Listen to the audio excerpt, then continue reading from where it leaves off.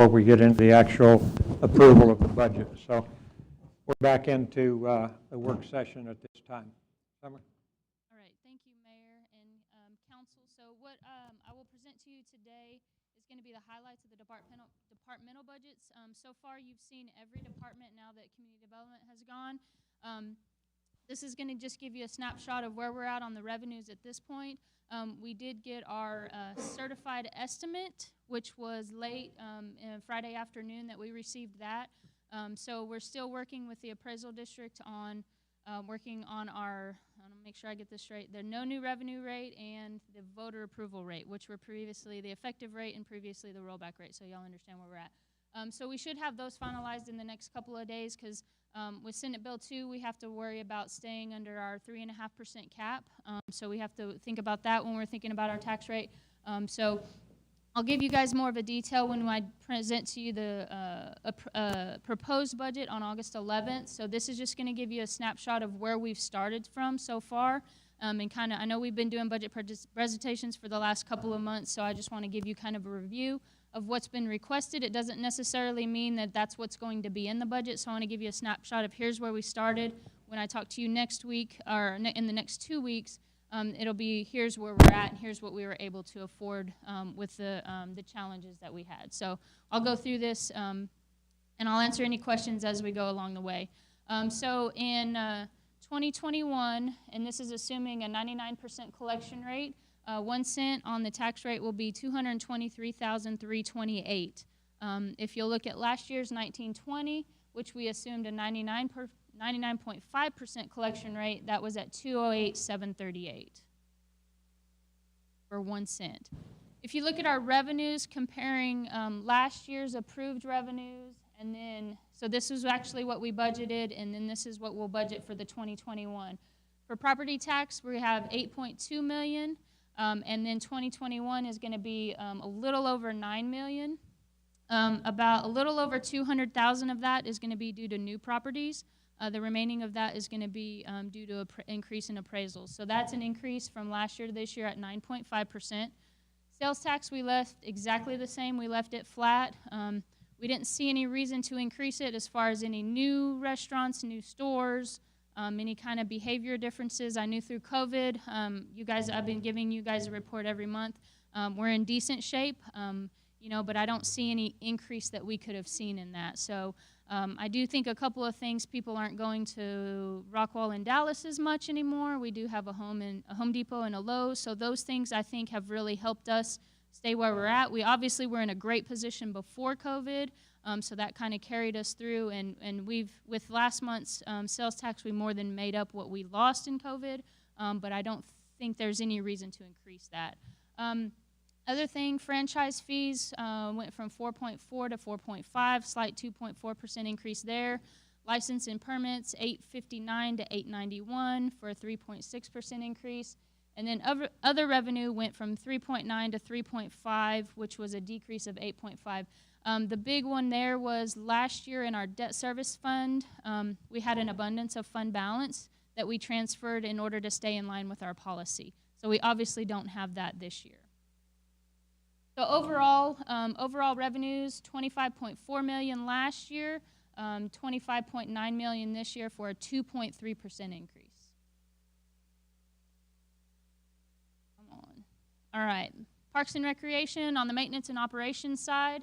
1920 budget was at $1,467,000. We have requested in 2021 $1,454,000 for a 0.08% increase. What they have requested on the capital side, no personnel were requested. On the capital side, the walking trail and the upgrades at Oak Creek Park for a total of $203,000, which was in his presentation. And then zip lines both at Graham Park and Oak Creek Park at $30,449 apiece. For community development, which you just saw his presentation, no personnel requested. On the maintenance and operations side, 1920 was $793.41.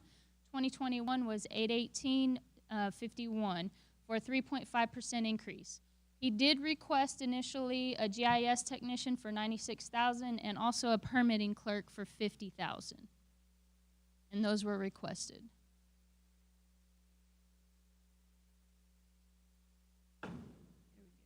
On the administrative side, which includes finance, facilities, fleet, municipal court, things that we're all bunched together, just administratively supportive. On the maintenance and operations side, where 1920 was 1,969,000, and in 2021 was 1,914,000 for a 2.7% decrease. Now, in that, capital requested was the fire station upgrades, which would be, if you'll remember phase one, last year we upgraded the floors and the paint and made them look a little bit upgraded since they all the fire stations.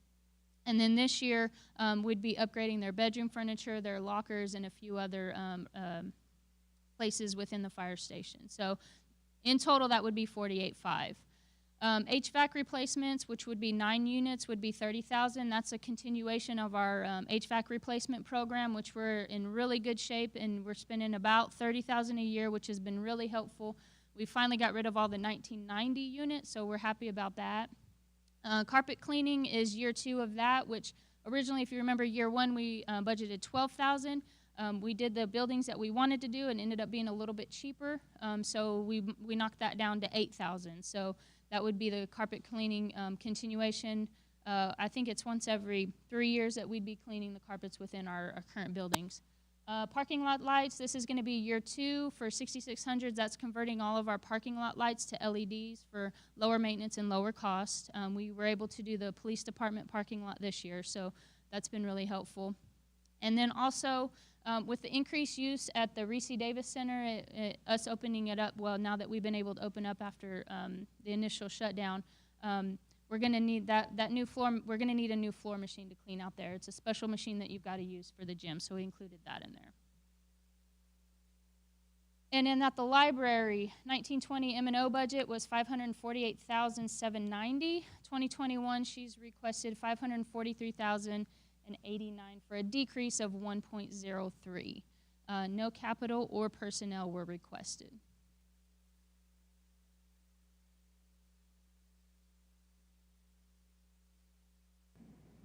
Animal control 1920 budget was $439,000.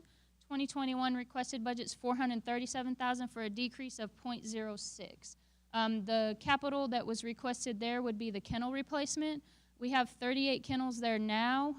Currently, they are 24 years old.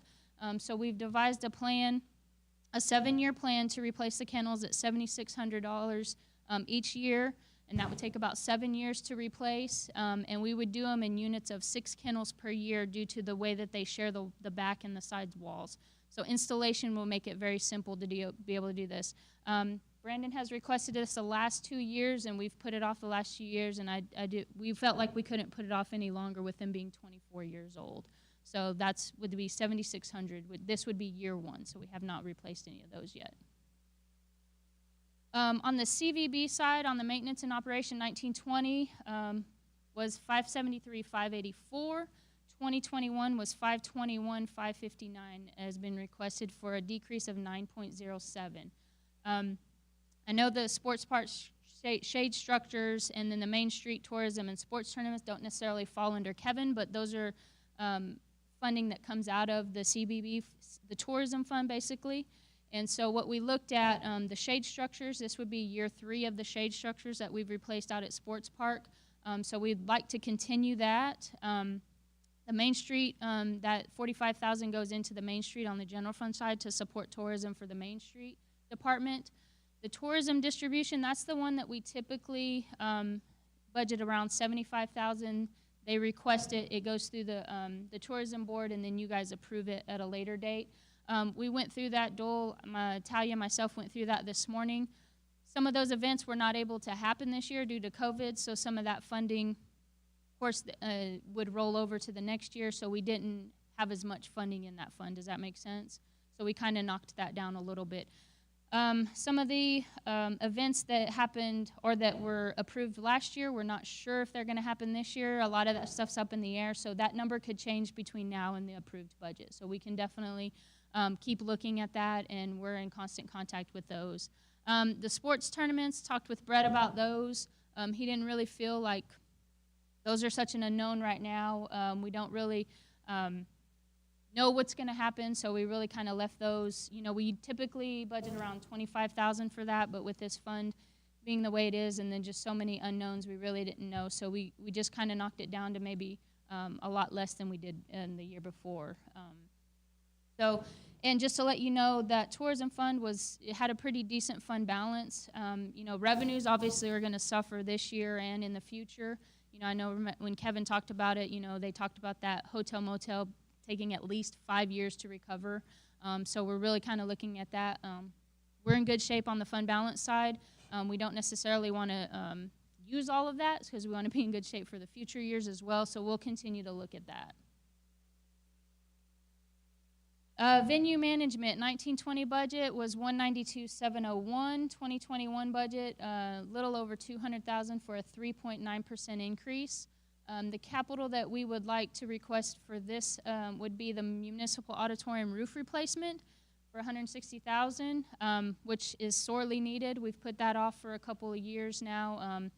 Actually, there was just a leak when I just left to come over here that was up in the auditorium right over on close to our stage. So it's something that just really needs to happen. We've put a little over $1 million into that auditorium with the new seats and the new carpet and all that great stuff, and so we'd really like to protect what goes in there. Have we checked to see if there was any wind or hail damage in any of the recent storms or even the one last June to see if insurance might cover some of that? Yeah, insurance did not cover any of it. Yeah, we had an adjuster come, and after that windstorm, we certainly did, and there was nothing that was damaged in our building. So, I mean, it's a flat roof. We didn't have any metal on it or anything like that. So, and it's kind of funny. It's kind of just depends on the way the wind blows on where the leaks happen. So if it doesn't blow, then leaks happen in certain places and not other places because it's just an old roof. So we'd be replacing it with the roof that we currently have on the police department, which has been a really good roof so far since it's been built. The TPO? So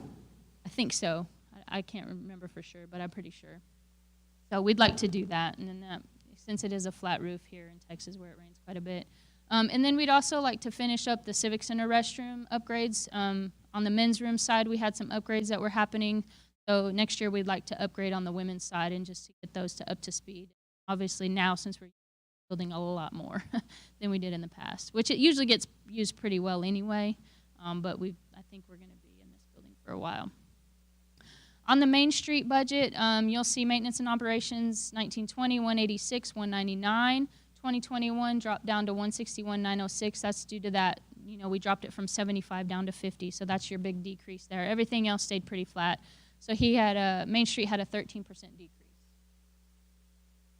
Fire budget, 1920 was 6.2 million. 2021 is going to be 6.6 million for a 6.5% increase. This is mainly due to the update to the pay plan. So this would be year 2 of the pay plan that was approved last year. Last year it cost a little over $210,000. This year it would cost $292,000. So this would get us up to speed with our extra steps that we had, and then also our increase in that. So, and then we also left in there the fire truck pay-as-you-go for $250,000. So we'd really like to keep that pay-as-you-go going. Fire trucks, obviously, you can't lease. We've looked at it. They're too expensive. You really can't lease those kind of things. So we'd like to continue that pay-as-you-go program. When are we due to replace the next fire truck? 2023. On the police side, 1920 budget was, last year's was a little over $8 million. 2021 is going to be $8.3 million for a 3.7% increase.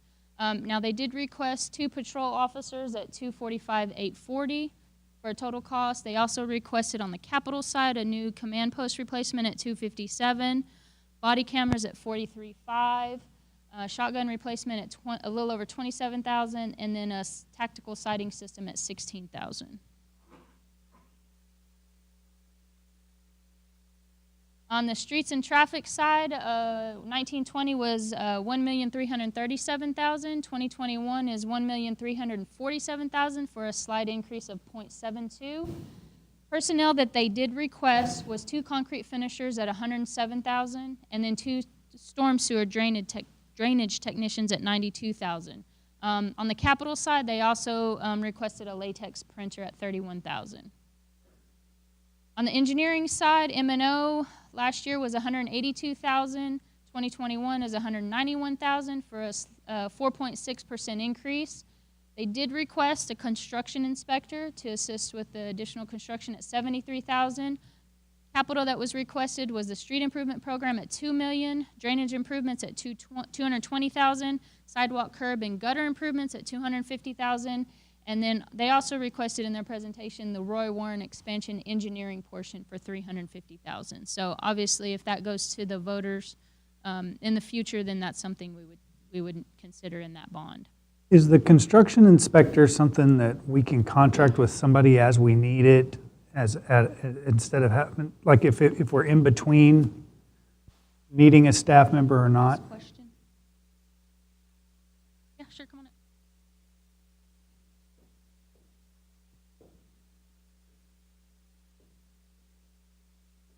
There are certain firms we could contract it with, but in the long run, it costs us more money.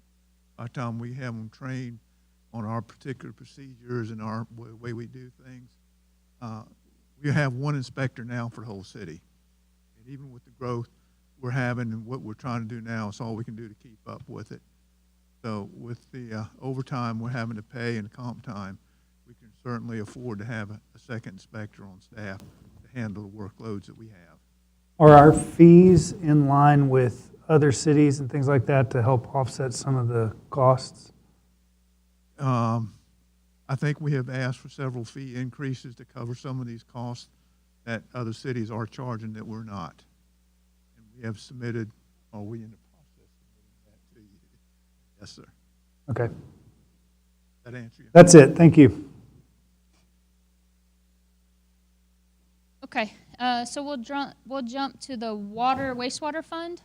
So on the M&O side, 1920 water treatment was 2.6 million. 2021 was 2.4 million for a 6% decrease. The main decrease in that is utility charges. Obviously, utility charges have gone down, so that would be and actually they use quite a bit, so that the utility charges is a big drop there. They did request a maintenance worker out there for $59,000 to, obviously our plant was built in 1994, so to continue to not just run it, but also maintain the valves and the pumps and all those things, they requested that. Capital that they requested was a levee repair on number 4 and number 5, which would cost around $1.7 million. The chemical storage out there would be $700,000. Transfer pump replacement at $120,000, and then a steel building workshop for $75,000. Summer, when you identify somebody for such as the maintenance worker there at 59, does that include the cost of the benefits associated with him? Yes, all the numbers you guys see are the total cost to the city with insurance, workers' comp, all that, TMRS, all that. So that includes the whole total cost. Water distribution, M&O budget last year was $1.2 million. 2021 is going to be $1.5 million for a 21% increase. The main increase there is going to be, if you guys remember, you guys approved a new utility crew to do the utilities under the SIP. In the past, we've had that $200,000 in our capital, which obviously we're doing it every year, so it's a maintenance deal. So we slid that over to the M&O budget. So it's an every year deal. It's not something new or that we did one time. So we're doing it every year. So we put that in the maintenance budget. They did request an additional 4 utility workers, an additional crew at $189,000 total. Capital they requested was a dump truck at $124,000, a skid steer at $49,000. Obviously, if they get an additional crew, they need additional pipes. So that would be an additional $200,000. Industrial water second feed would be $860,000. 1570 water extensions $825,000. Lee Street trunk main at $780,000, and then a north side water replacement at $200,000. Wastewater collection last year was at $902,000. 2021 is going to be $937,000 for a 3.8% increase. Capital they requested a mini excavator at $42,000, a jackhammer attachment and a trailer at $19,000, utility replacements under Stanford Street for $613,000, and then some upgrades to Bethel Lift Station at $30,000. Wastewater treatment, 1920 budget is going to be $1.5 million. 2021 budget is going to be $1.7 million for a 15.1% increase there. The main increase there is every 5 years, TCEQ requires, well, we may have to come in line with a permit of $250,000. So If we have to do certain things to come in line to meet our TCEQ permit, which happens every 5 years, then we'd need about it. We call it kind of sort of a contingency of $250,000 to be in line, and if we have any issues with our permit. So that's happening this next budget year, so we put that in there for that. He did request on the capital side, fine screen for headworks would be $276,000, and then a blower and motor for $60,000. On the airport side, 1920, 141, and then 2021 is 172 for a 21.9% increase. The biggest increase there, I mean, he has pretty, his numbers aren't real big, so a bit, on the self-service fuel upgrade, we included that in the M&O side to upgrade our software for our self-service fuel tank, which is something, what we have in our equipment we have there now isn't going to be no longer supported, so we really need to upgrade that. So that's included in there, so that's one of the big ones. Also requested was the east parking ramp at $1.4 million, taxiway extension at $812,000, airport appraisal at $25,000, obviously the self-service fuel upgrade a little over $15,000, an emergency shelter at $7,400, and then the terminal signage on the building would be $6,100. On the IT side, for maintenance and operation, which you'll see in the budget is the MIS side is $1.1 million. 2021 is a little over $1 million for an 8.2% decrease. If you'll remember last year we did the PD server virtualization and the encode update, and those were both a little over $300,000 together, I think, so that's the main decrease there. They did request a new IT technician, which we did put into their numbers.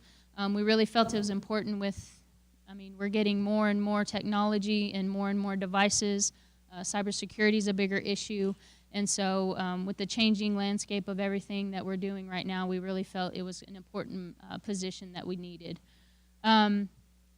Computer replacements, which we do every year, is at $50,000, and the patrol laptop lease that the PD patrol cars have at $20,000. So that's something that. Does that replace all of the patrol laptops, or is that a portion of them?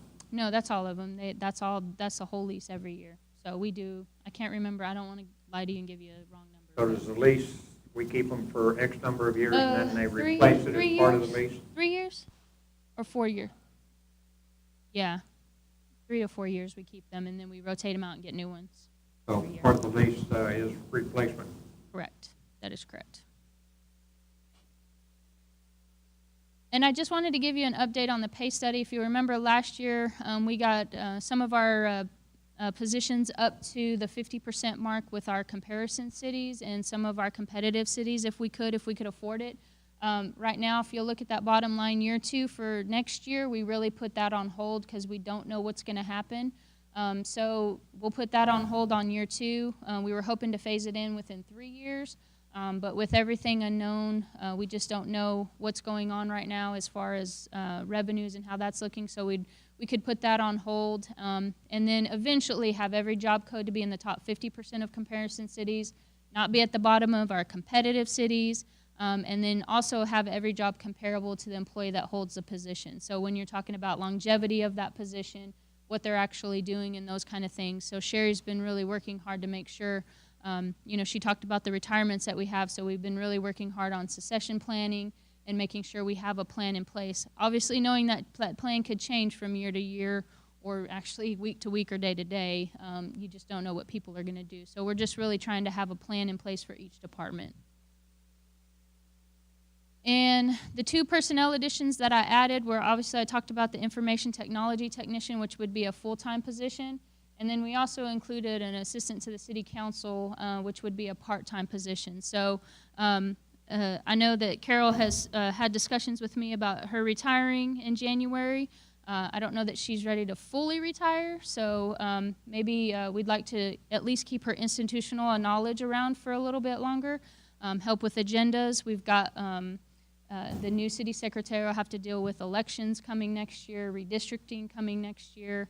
And there's just a lot of things going on. We really need to update our code of ordinances and make sure that's in line of where it needs to be. And so I would really like to keep her institutional knowledge around, maybe give it a try for a year or so and see after a year if she really wants to fully retire, then she can fully retire, but we might let her go then. But if we could keep her around, I'd really like to keep her institutional knowledge around to be able to have that and also to help with the new position as well. There's gonna be a lot going on in the next year in that office especially. So I don't know if you can read that real well, but that just reflects kind of everybody. The only changes you'll see there is the half position added there. I know it's pretty difficult to read, so hopefully when you get some time, you can actually look through it of the changes there. So we've got the actual for 18-19, the approved for 19-20, and the proposed. And then on this next slide, it's a little bit bigger. You'll see the one person down in that second piece under IT. So really, you'll just see the 1.5 positions increase. So last year it was 304.5. This year it's 306. So for total positions for every fund. Just wanted to give you an update on the vehicle replacement. So far what we've built in there is $141,477, which includes 15 emergency response vehicles, which include patrol, CID, PD support, and fire, and those are at $133,777. And then we've got one non-emergency response vehicle, which would be an animal control at $7,700.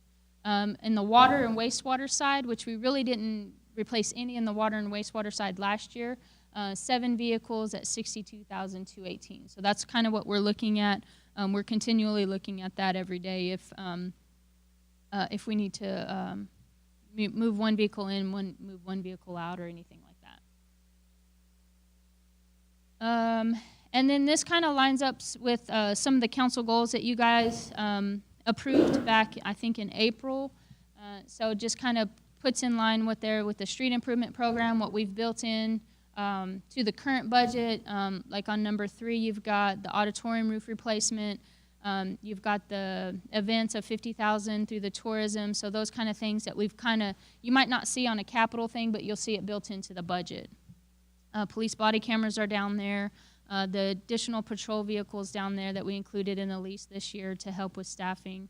Down at the airport, you've got the GA taxiway extension and those kind of things. So those just so you can kind of see where they line up with your goals. Important dates. So next council meeting, the proposed budget will be presented to you, and then you'll, through approval, set the dates for the public hearings on the tax rate and the budget. On August 25th, the first public hearing on the budget, and then on September 8th, we would like to have the public hearing on the tax rate. The second public hearing on the budget, obviously adopt a budget, ratify a tax rate, and adopt a tax rate. And then move on to October 1. So I'll answer any questions that you'll have. Went over, sorry, Mayor. Anybody have any questions for? Did you tell us what the proposed tax rate is? No, I did not. Okay. I'll do that next week. Oh, okay, all right. I don't want to give you any... Teaser for next time. Exactly. Yeah, Yes, definitely. gotcha. But yes, I will have that at the proposed, and we'll go through all that in more You're detail. going to forward that to us? Yeah, it's, I believe it's already in your Dropbox. So Okay. if you want me to forward it separate, I certainly can. No, just in the Dropbox is fine. Okay. Unless anybody has a problem getting into the Dropbox. You do? Learn how to do it. Carol sends it to me on email. Okay. I now have 5:33, 6:33. And we will go out of work session. And at 6:33, we will go into the open session, or the regular session.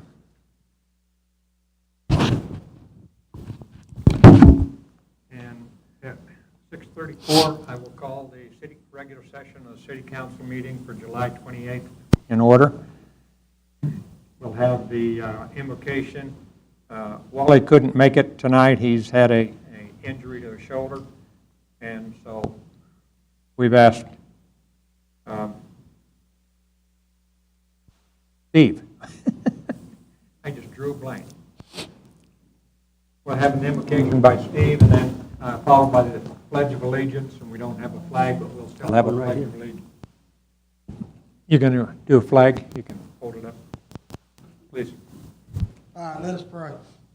Father God, we come to you tonight, Lord. We thank you for this day, Father. We thank you for the cooling rain that we got today. Father, the state of the country is heavy on my mind today, God, and I pray that you would Father, this disease, the unrest in the country is causing lots of turmoil, God. We know we need to turn to you, Father, and we just ask that you lay your healing hand on this country, God.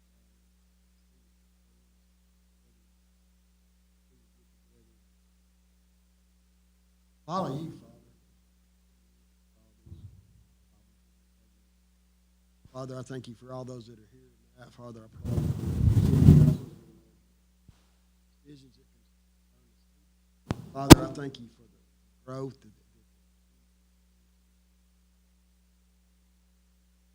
Father, I thank you for the city employees that gone through it, Father, and are still going through it, Father. Show that they're true and loyal employees of this city. Father, and I thank you for the city who have worked with us and continue to work with us. God, I just ask that everything that happened here tonight would go as you planned, Father, and that you would watch over us and guide us. Continue, Father, to follow you. Father, these things that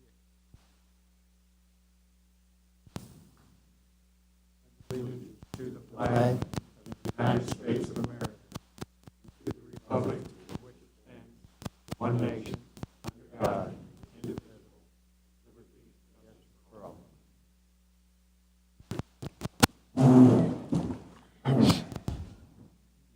Put that up. Okay, we have no presentations tonight. Next item is citizens to be heard. Citizens to be heard are invited to address the council or listed on the agenda. Please present your completed citizen's card in order to speak to the city secretary. Speakers will be limited to 3 minutes and should conduct themselves in a civil manner. The city council cannot act on items not listed on the agenda in accordance with the Texas Open Meeting Act. Concerns will be addressed by the city staff. They may be placed on future agenda or addressed by some other course of response. Carol? Yes, Paul Park. Paul?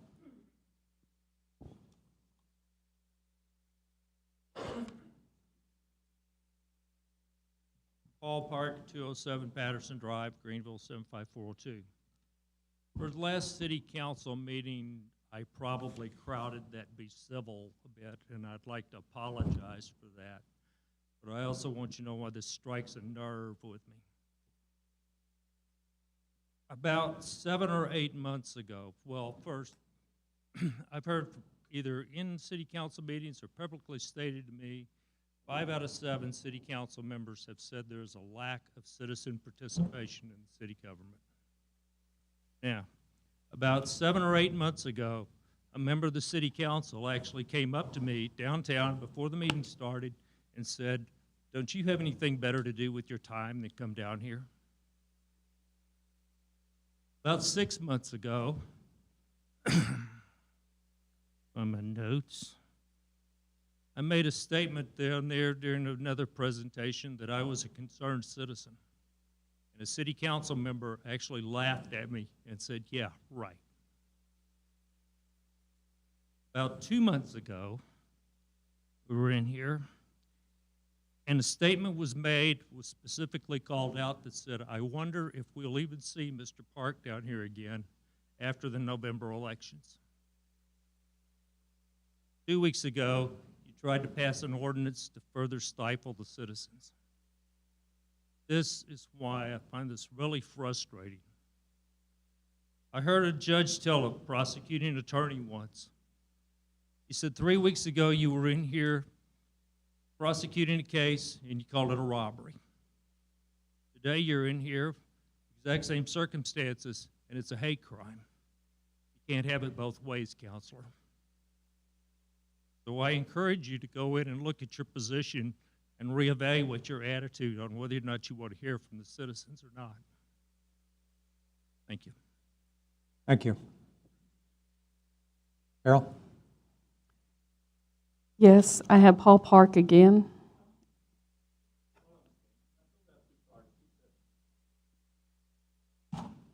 Still Ballpark, 207 Patterson Drive. This one's on the ordinance of the distilled spirits. that Mr. keeps Parks, getting normally battered. we allow one person, one time for a citizen to be Two heard. different subjects. There's nothing says I can't fill out 2 cards and talk on 2 different subjects. Go ahead. Thank you.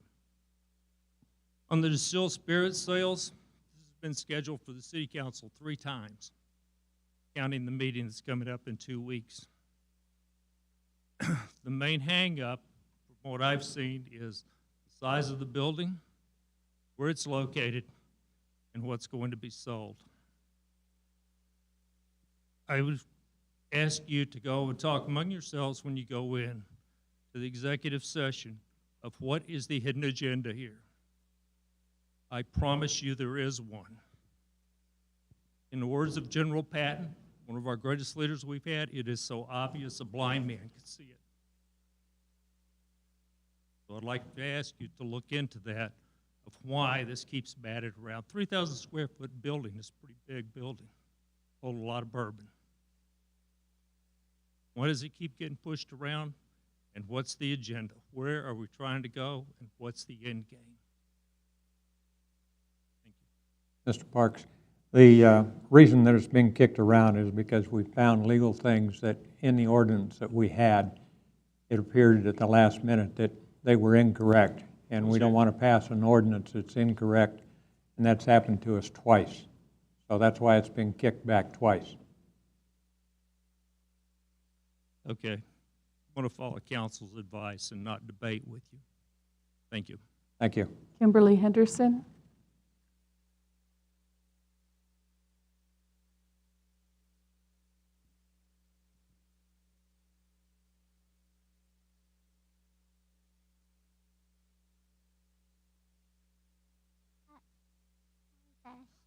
You're going to have to get closer to the mic or we can't hear you. Okay, sorry. Can y'all hear me better? Sorry, I'm trying to put my phone up. I was here last time. I got some of what I had. There's quite a bit, actually. We need your name and address, I'm sorry. Mine? Yes.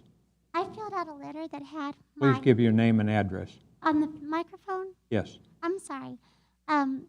4224 King Street, apartment number 108, Kingsridge Apartments. So, by Salvation Army, but and my name is Kimberly Henderson. But I got a little bit last time, but I've got quite a bit of video camera footage and recordings of just voices of proof. I could show you, and I've contacted some news people, television news, and I plan on contacting more. And I'm not the type to be a troublemaker or to tell on people, but I have reached out to the police, and I have had several, and I've had other people tell me too that they treated them like that.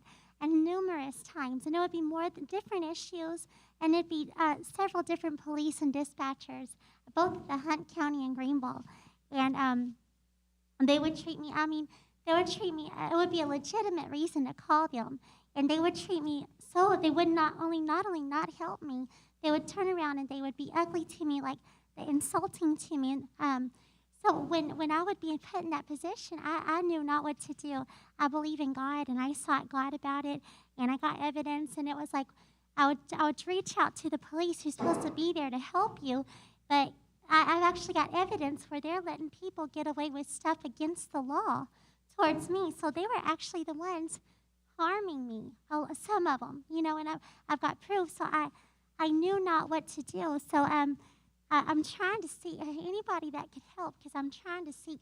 I began to seek television news. I think that began after I went to that last meeting last week, and I think it might have been the Lord, because I was at the library and the news. I was looking on the internet, and I hadn't already planned it. I don't think in the news popped up on the internet, and I thought, I've got this evidence, and the police were not helpful. But I thought, but anyways, that I'm trying to get what I can in the 3 minutes. I'm sorry, but So I've got Hunt County Sheriff's Police. I've got a police department. I may have said this last time. I've got one police officer threatening me on video camera. Let's see. I don't know if I said this last time. Last year, this is kind of when it all began. 2019 February. 5 days after. That means your time's up, I'm Oh, sorry. I'm sorry. Okay. Thank you. Nobody else? Okay. Can we have somebody from the police department or Summer just meet with Ms. Henderson and tell her how to go through a formal complaint process? Okay. Okay.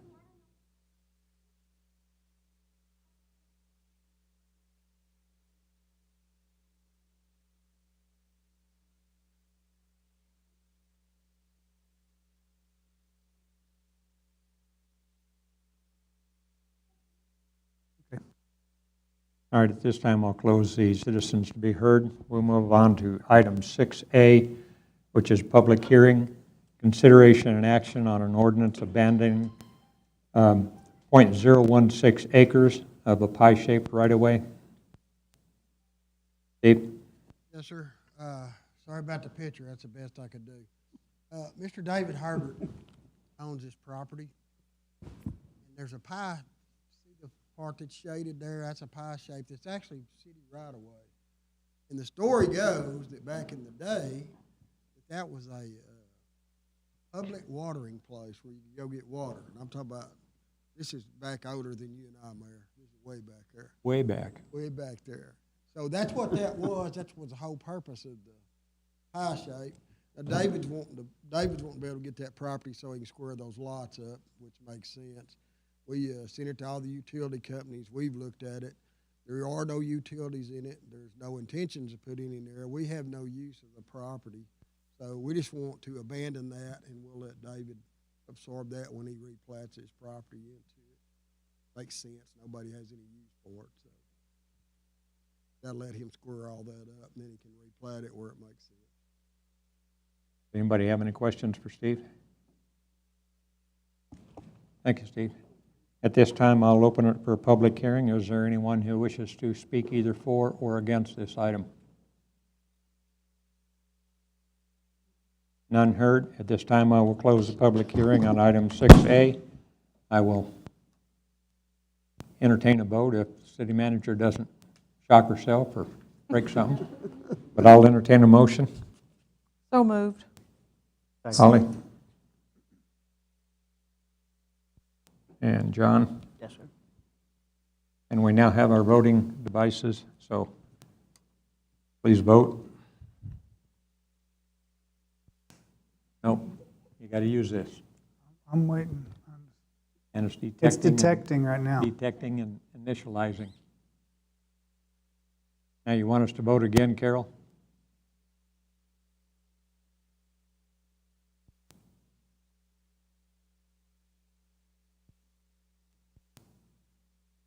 I voted 2-3 times. There we go.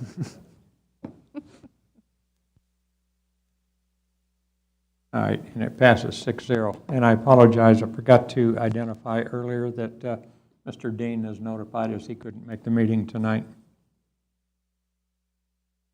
Okay, moving on to item 6B, consideration action on an ordinance authorizing a request by Eduardo Rodriguez for approval of a zoning change.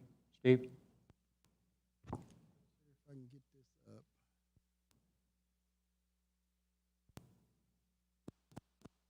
Okay. Yes, this property currently is zoned single family 2. Haven't seen all these myself. It is right adjacent to Lions Lair of the school, 20.088 acres. The request, and this property's been vacant and overgrown for years and years. It also is right next to Colorado. You'll see the school down there in the bottom. Colorado Street is running north and south by this property. They want to turn this into a subdivision. Is this thing on?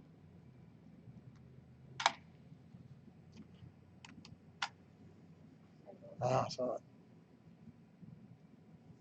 I just wanted to show you a couple of things on this, if I could.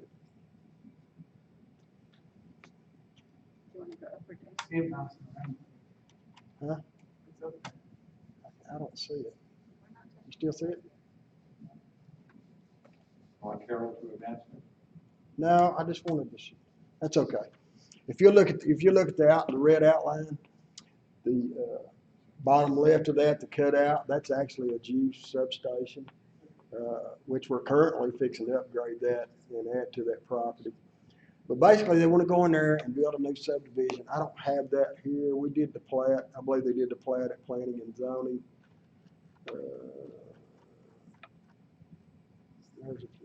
There's the plat right there. So basically, you can see the property right there. The end product would look very similar to this. It would have one entrance off of Colorado, which would go down and serve the whole subdivision, and then the one at the bottom would actually come out towards the school. That's the substation just to the left of it. But they'd create the lots. And what they're requesting, the property is currently zoned single family 2. They want to take it to single family 3, obviously to get more lots out of the property. It went to Latour took it to P&Z last week, the week before last. I've been out. And there was controversy with P&Z. A lot of it was about traffic, which anytime we do new development, there's going to be traffic, you know. Larry's new project is going to create traffic. Cottonwood creates traffic. That just kind of goes with it. So there was one request there. The other was the smaller lots. SF2 lots are 9,000 square foot. SF3 lots are 5,000. And they want to do the 5,000 square foot, which is, they'll build a 1,700 to a 2,000 square foot home. There was some controversy about that, and P&Z's vote was 5-3, and I think mainly because of the increase of traffic and also the smaller lot sizes. But what I will tell you, in North Greenville, and most of the houses around here, and you can see up above that, are smaller lots. Even though it's zoned SF2, most of them are built to SF3 standards. North Greenville, all the infill lots and all the lots we're building, they're all building the SF3 type home. And one thing we're finding out, particularly with millennials, they don't want a whole lot of yard to mow. The thought's different, you know. When the mayor and I were kids, we wanted the biggest lot you could get. Until Dad made me start mowing, and then we kind of got off of that. But this is what's selling in Greenville right now. We've got some other areas north that are going to go with bigger lots and bigger houses.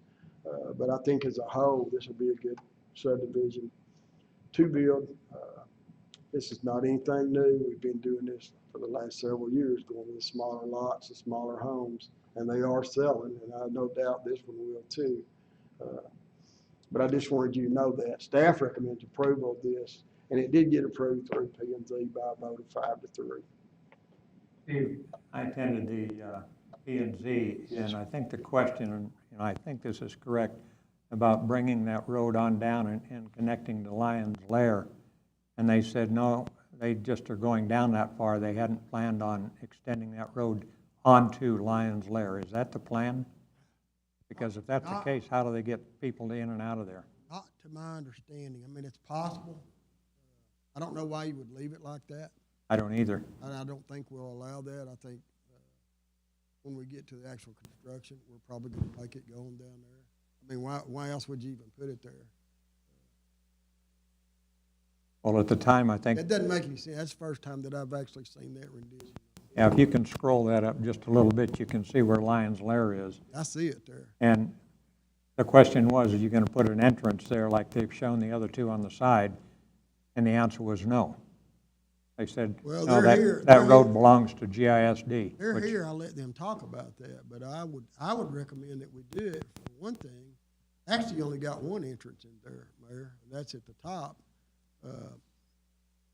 which is gonna put everything on Colorado. I would rather have come out on Lyons Lair, it's a bigger street, they can go on across there, hit Templin without getting on that road. But I have not seen it finished out. There may be a reason why it's not. I know the engineers here tonight and them also. So I would like to hear that too, because I was not at that meeting. Yeah. I think it would be needed, and it would make it better for people to be able to come out there and be able to go over to Monty Stratton to pick up that as far as another way in and out of the Well, I area. can see from a fire standpoint where it would be, I can see a situation there where we're not able, we need to get a truck in there. We need to get 2 trucks in there, and we can't because another truck's there, and we use that other. So, yeah, I see the need for it. Other than that, it makes no sense to do that. Okay. Anybody? Other than you're gaining a lot or two right there by doing that, but you're gonna have a dead end, and I mean, we don't do dead ends in subdivisions. Yeah, I would want to hear what they had to say about that. John? Yes, sir. My concern is those streets in there, you can barely get one car up and down them at a time. Not counting the fact that they're in such terrible condition. Talking about Colorado? I'm talking about Colorado, I'm talking about Mitchell, I'm talking about the others. Right. There's only one street leading into all that mess that's halfway portable. Correct. That's hence why that's another reason why we'd want that other approach coming all the way to Lions Lair. Oh. How they gonna get these big trucks in, see? That's what I'm talking about. Who's gonna repair Colorado?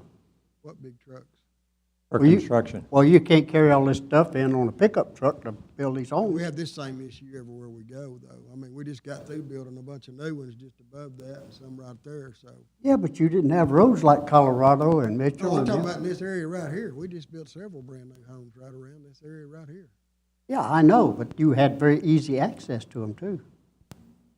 I know exactly where those homes are. Well, I can tell you this, we'll do the same thing we did with Harbor Freight.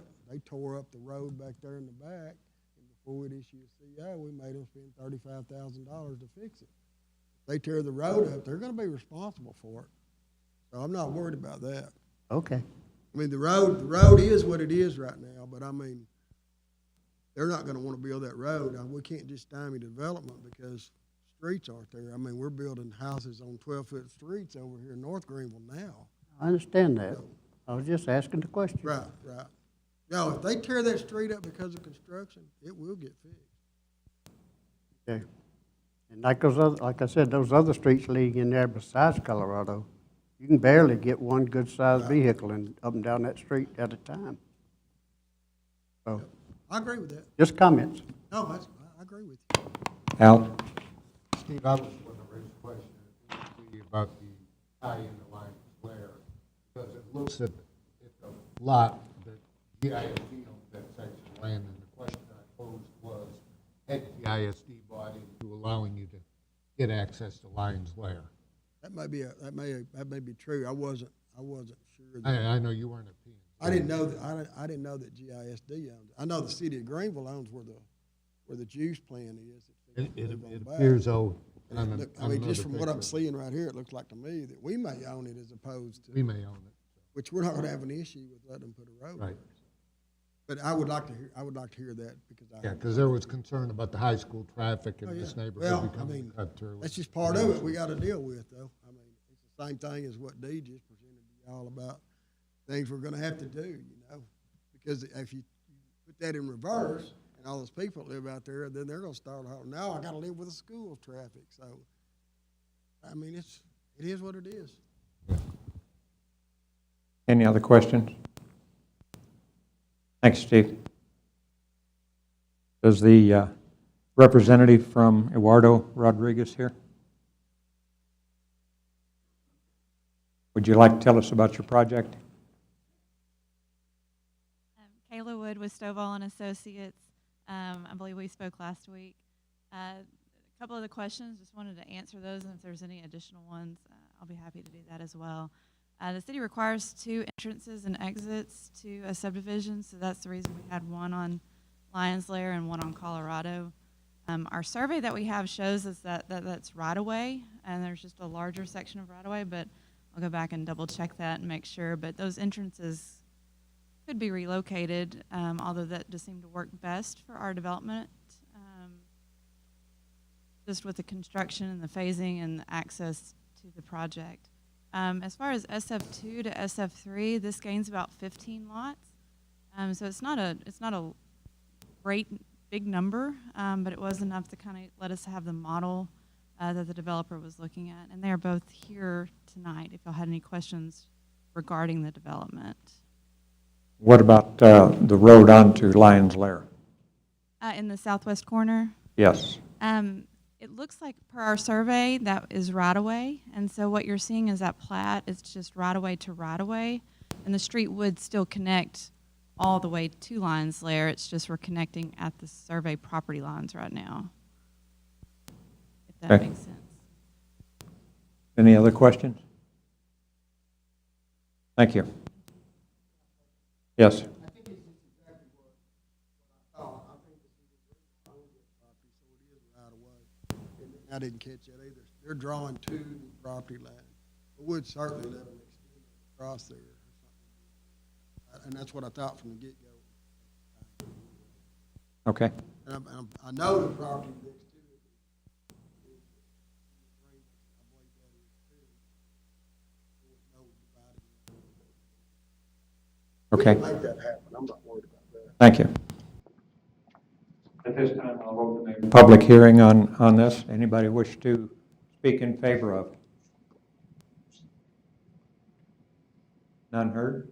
Anybody wish to speak opposed to this? None heard? At this time, I will close the public hearing on this, and unless there's other questions, I'll entertain a motion. So moved. Second. All right, Brent? Holly? Please vote.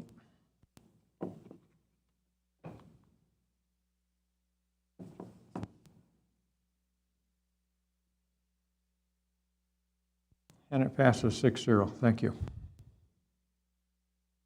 Okay, on the next two items, we're going to take a break and go to executive session for a short period of time. So at this time, I've got 7:01, and we'll go out of open session into executive session. The city council will go into one of the back rooms back there.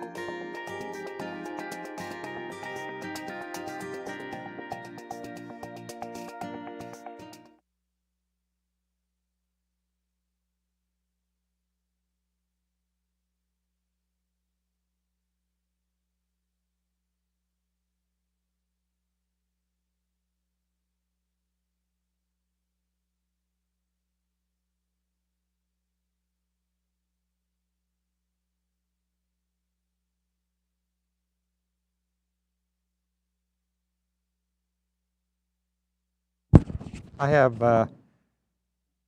7:18, and we're back into open session.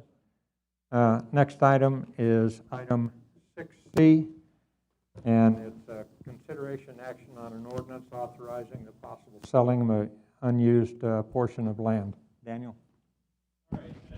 And before you start, folks, it wasn't necessary for you to leave the room. We just had that at the last meeting because they were having the election in the other place and we couldn't go in there. So that was a one-time, I hope, one-time event as long as we're in here as far as having to break for executive sessions. All right, sorry, Daniel. Okay. Before the meeting started, passed out this 4-page document. This is a special warranty deed. What's in front of you tonight is the sale of a small piece of property. It's 0.033 acres to a lady named Eileen Montgomery. She is trying to sell her house, and the title company determined the other day that the city had previously replatted her property with a little piece of property from an old rail line next door. And I'm passing around, I'm not sure if anybody's had a chance to look at that yet, but there's a map with a little highlighted shape on there. That's the 0.033 acres. Normally, cities, if they're going to fix a problem like this and divest themselves of real property, there's a big long list of things that they have to go through under the government code. That's all in the AIR. We don't have to do that in this situation because it falls under what's normally called the narrow strip of land exception, which doesn't just apply to narrow strips of land. It also applies to pieces of land that have that are not usable for other reasons, including the pieces of land that are landlocked or don't have access, to public streets. This is basically a landlocked piece of property because there's property all the way around it. There's not enough land to get in here to build a road, plus a road would be a dead end and would only serve 4 properties. So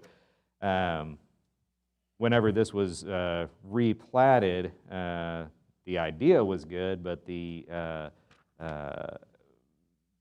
appropriate things didn't happen to make sure that that was finalized, which is basically it requires a council action. And so what's in front of you tonight is approval of the special warranty deed to basically sign over this piece of land to Ms. Montgomery for $1 so that she can actually sell her platted piece of property, because otherwise she cannot. If you do approve it, we get this on file tomorrow. Her closing was supposed to be today. It's been delayed so that we can try to get this property issue cleaned up. I apologize for not having the special warranty deed to you earlier, but we didn't have the appropriate, the Exhibit A on the back, which is the property description, until late yesterday afternoon. And so I was able to get the AIR done in time to get an addendum in place on Friday, but not the warranty deed. But I can answer any questions that you have. Anybody have any questions for him? All right, thank you. At this time, I will open a public hearing on this item. Does anybody wish to speak either for or against this item? None heard. At this time, I will close the public hearing, and unless the council has any other questions, I will entertain a motion. Second. All right, Jerry and Al, please vote.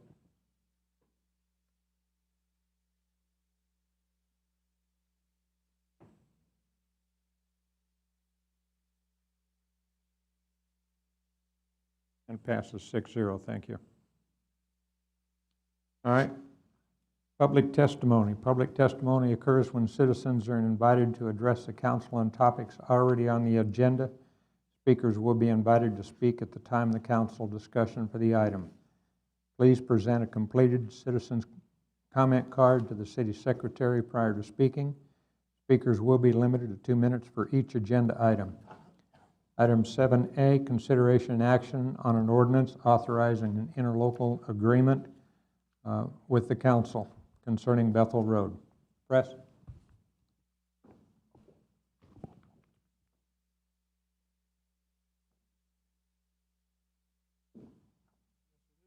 For an interlocal agreement with Hunt County to do, rebuild, resurface Bethel Road, from Old Mill to basically where the, right past the Bethel Road lift station, it's about 1,850 feet.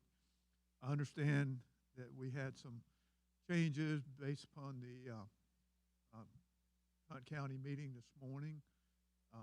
We were originally going to split the cost of $136,250 in half. Hunt County agreed to pay $60,000.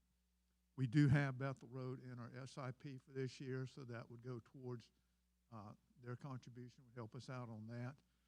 And our contribution would be $76,250. And we also, with the way Hunt County did it this morning, we would be responsible for the maintenance of the road until such time as it gets rebuilt as a collector road. And the way we're going to build the road, we should get at least 10 years or longer out of it without very little maintenance, already appropriate maintenance on it. So I would recommend approval of the agreement with those two changes on it. Anybody have any questions? Al? It was in the SIP this year, so that will help towards that. Any other questions? Thank you, Press. At this, does anybody wish to have public testimony on this? None heard. At this time, I will close the opportunity for public testimony, and unless there's other questions, I'll entertain a motion. So moved. John? Second. Holly? Please vote.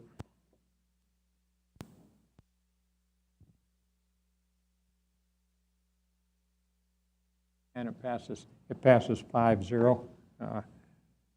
5-1. And there's one abstention.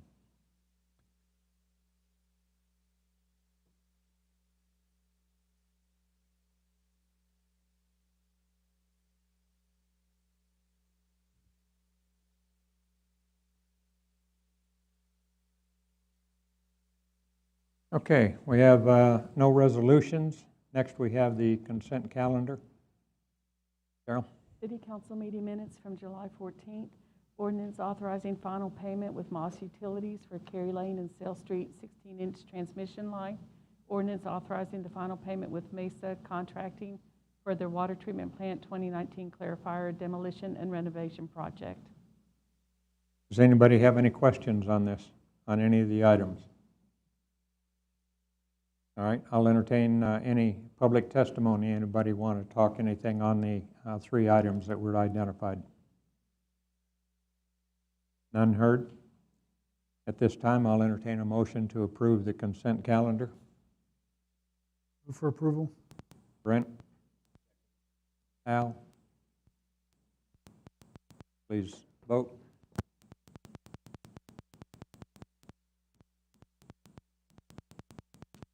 And it passes 6-0. Thank you. All right.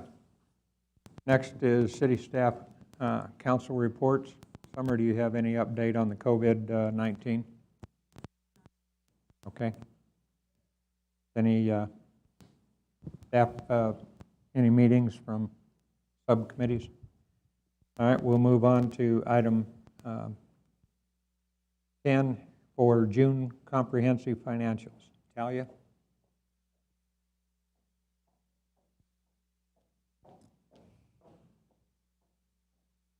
Thank you, Mayor and Council. This will be the financial report as of June 30th. At that point, we are 75% through the current fiscal year. Looking at the general fund, revenues came in at $21.4 million, or 84% of expected collections for this time of year. Expenditures are at 19.3, or 74% of budgeted expectations. Down on the bottom, you can see the breakdown of revenue. The largest part of that is going to be your property taxes, followed by sales tax, and then expenditures, largest piece is public safety, followed by our non-departmental and general government. This is looking at year-to-date sales tax through June. So year-to-date, sales tax collections are up $213,000 or 3.61% compared to the same time last year. Again, that's a year-to-date number. So for the remaining months of the year, we have $1.5 million-ish to collect to meet our target for the year. Sales taxes versus comparison cities. This is looking at the portion that the city of Greenville actually gets to keep. That portion for the period was $605,000, which is an increase if you're just looking at the month of June only of 5.25% compared to the month of June the previous year. So those are taxes that we, businesses in town collected in April, reported in May, and then we actually received that revenue in June. History of June sales tax by tax year. Looking at water and sewer. Can you go back one? Sure. It looks like it's down from last So this is showing the year-to-date number. year-to-date number. Okay, gotcha. This is year-to-date, or that's just the June? No, it's just Or June. is this just June? It says June, so I think there's an error there because the number was higher Can than you go last back year. one slide?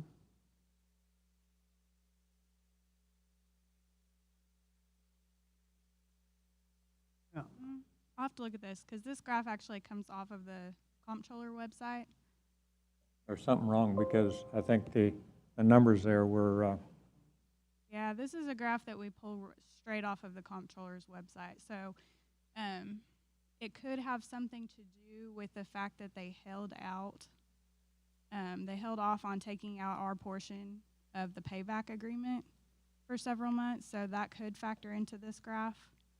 But I think the wanna check report on they that. put out said we were, for the month, we It were is. well ahead. correct, which is this number as well as this number. So whatever was placed on the comptroller website is going to be Something on there is, showing something different here. there's a If I problem. had to, I'm sorry, what? Can't hear you. This is June. Are you thinking of July? Which July we were higher? This is June. Well, I think June, we were also a little higher. We were, I think we, overall, it was about We're down. 4% year-to-date, and I'm trying to pull from memory, but I think we were like 3 or 4% above where we were for June. Year to date, but not just for that month. I'll pull it up. Let me check. Okay. Because I thought we were plus on both for the month and for the year-to-date for June. July we were. Hard to believe we were up 5% this April versus the previous April. When you think about it, the U.S. government has put about $2 trillion out there. The money didn't disappear. People are home, they're going to Walmart, they're going to Lowe's, they're going to Home Depot. All those honeydew projects that you kept telling your wife, I'll do that when I've got time. Right.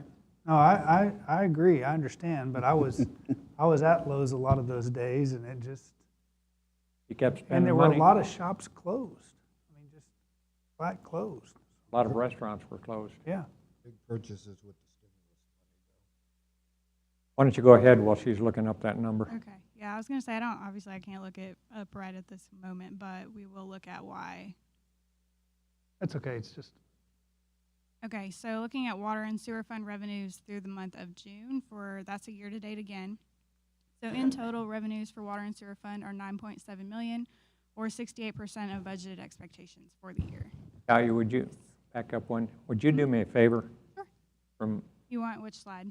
that slide, nope, There you that go. one. Sure. If you would swap the colors, because everything else, the blue is for this year and the orange is for last year, Okay. just so that we've got a constant on the colors, it's easier to track and say, oh, Sure thing. looking at the blue. Not a problem. Thank you. Okay. So hotel motel recovered a little bit. You know, the numbers in that fund are kind of small in comparison. So if you get a relatively small dollar amount change, you get a huge percentage swing. So in comparison to May, you know, we did have an improvement, but we're still down 19% from where we were in the previous year. So I don't think it's totally a lost cause for hotel motel. We do have some improvement there as well. That is all that I have. So for the month of June in fiscal year 2019, we collected 654,815. And so this June, we collected 605,874. So we're down for the month of June, which would have been April's Okay. sales tax. So we were down 48,000. So Something's off in this graph, which is probably my mistake. I messed up the graph something should here. be right. Well, that 605 number is correct. All right, go to the next one. So that's right. 19 was higher at 654. Okay. Yeah, that should be right. That's 654 and that's 605. Now, when we got to July, July was 638 in 2019, and then in 2020 it was 752. Yeah. So that's where we saw the jump. We had was a in big July. jump there. Yeah, that was in July. Okay. So we'll get to that on our next. Yeah, that'll be on the next report. You guys have already seen it in the email. All right, any other questions? Any questions for Talia? All right, thank you very much. Are there any items that the council would like to suggest for an agenda? Yes, Mayor, I have a memo that somebody sent to me, and I don't expect an answer tonight, but it is, I have been driving by the Wright Park Golf Course a lot lately, and I am starting to think it is a private golf course due to the lack of social distancing and face coverings. Does this property not fall under the face coverings required in public spaces guidelines set by the state government? If so, who is responsible for enforcing this guideline? Also, who is responsible for enforcing this guideline citywide? Have there been any citations issued for not following the rules? The city can't pick and choose how they are dealing with COVID-19.